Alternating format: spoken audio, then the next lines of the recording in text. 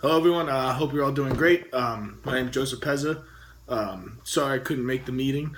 Thank you for letting me present this over video. I'm in Professor Womack's winter sales promotion class, and I'm here to talk about Contagious, Why Things Catch On by Jonah Berger. Word of mouth is 10 times as effective as traditional advertising.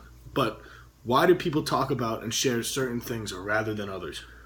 Why do some products catch on, some ideas diffuse, and some online content go viral? These are some of the questions answered in the book Contagious, Why Things Catch On by Jonah Berger. Berger is a marketing professor at the Wharton School at the University of Pennsylvania and is a renowned author of top-tier academic journal articles. Additionally, he has had numerous popular accounts of his work appeared in the New York Times, the Wall Street Journal, the Washington Post, Science, Harvard Business Review, Wired, Business Week, and the Fast Company. Clearly, he knows what he is talking about. In his New York Times bestseller, Contagious, Berger reveals the secret science behind word of mouth and social transmission. What do politicians, advertisers, public health officials, and charity organizations all have in common? They all want to get their message to catch on and disperse. And how do we achieve this? Of course, advertising is the first word that comes to mind. You can't get your message to spread unless you put it out there, and advertising is the only way to do that. However, there is a depth to this process. More and more, it's becoming clear that advertising alone just isn't enough. We all have seen high-priced and aggressive ad campaigns that have failed miserably, and that's because just getting a message out there does not mean it's going to catch on. For that to happen, you need to get people talking, sharing, and ultimately imitating. As Berger explains on page 7, social influence has a huge impact on whether products, ideas, and behaviors catch on.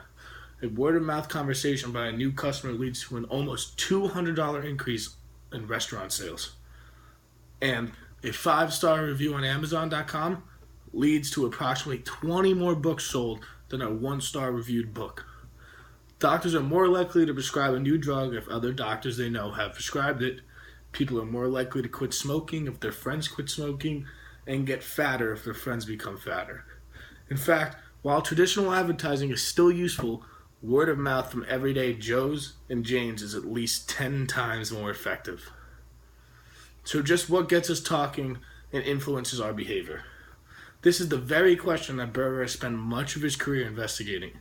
As the author explains, I have spent the last 10 years, most recently as a marketing professor at the Wharton School at the University of Pennsylvania, studying this and related questions. With an incredible array of collaborators, I've examined things like why certain New York Times articles or YouTube videos go viral, why some products get more word of mouth, why certain political messages spread, when and why certain baby names catch on or die out, when negative publicity increases versus when it decreases, sales, and all the goals of understanding social influence and what drives certain things to become popular.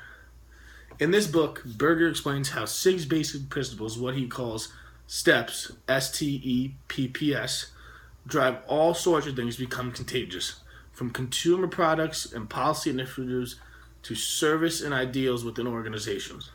They are 1, social currency, 2, triggers, 3, emotion, 4, public, 5, practical value, and 6, stories.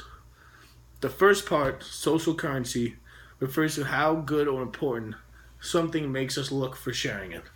We want to look bright, funny, entertaining, knowledgeable, prestigious in the eyes of others, and therefore we are more likely to mention those things that make us appear that way.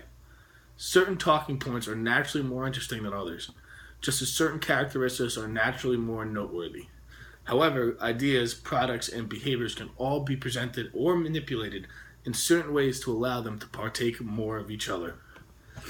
In the second part, triggers, Berger refers to triggers as a stimuli in the environment and that are associated with other phenomena, and that reminds us of them. For example, peanut butter is highly associated with jelly, and so the mention of the former often triggers the thought of the latter. Ideas Products and behaviors that are naturally associated with triggers that we encounter more often are more likely to be brought to the mind than others, thus increasing the chances that they will be both talked about and influence our behaviors, and hence spread. Natural associations often work best. However, associations between unrelated items can also be established through clever advertising campaigns. For example, the Kit Kat bar being associated with the coffee break. When it comes to emotion, this refers to the fact that phenomena that evoke highly arousing emotions, both positive and negative, such as awe, excitement, anger, and anxiety, are more likely to be shared and hence spread, while phenomena that evoke less arousing emotions, such as sadness and contentment, are less likely to be shared. The shareability of things that evoke highly arousing emotions help explain why Susan Boyle went viral. When it comes to the public, this refers to how prevalent something is in the public eye. Things that are highly public and visible are more likely to be talked about and imitated than those that are more private. Berger uses the examples of how donating to charity that seemed to be a private affair became a public phenomenon and gained huge momentum. Both the Movember movement in support of colon cancer and Lance Armstrong's Livestrong campaign in support of cancer managed to bring charitable support in the public sphere, thus contributing to the success of these campaigns. Practical value refers to the fact that people like to be helpful to others, and so that anything that is particularly useful is more likely to be shared than that which is less so. This helps explain why so many articles on health and education matters are so widely shared, and also why otherwise nondescript video about shucking corn called Clean Ears Every Time went viral on YouTube.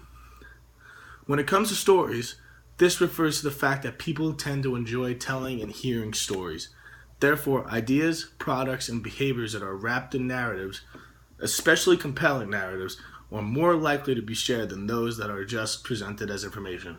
Google's Partisan Love commercial, the Dove Evolution commercial, and Panda's Never Say No to Panda campaign are all good examples of products being wrapped in compelling narratives. This is definitely a good read for anyone who is interested in marketing, advertising, or anyone with general interest in social phenomena and trends.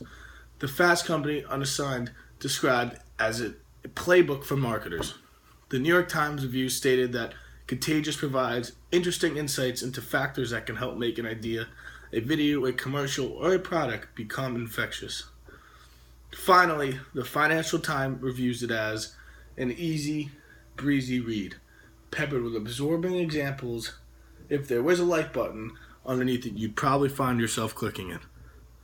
I mean, this book is really an easy read. It's something that if you really, want to learn something more about marketing, about how to portray yourself in a certain perspective, how to get yourself out there, whether if you're someone who's in acting or somewhere like where you want to find a backer, you need to get yourself out there and, represent yourself in a good way. Thank you so much for your time, for listening, and thank you once again for the second chance of missing the meeting and being able to present this over video. Have a good day.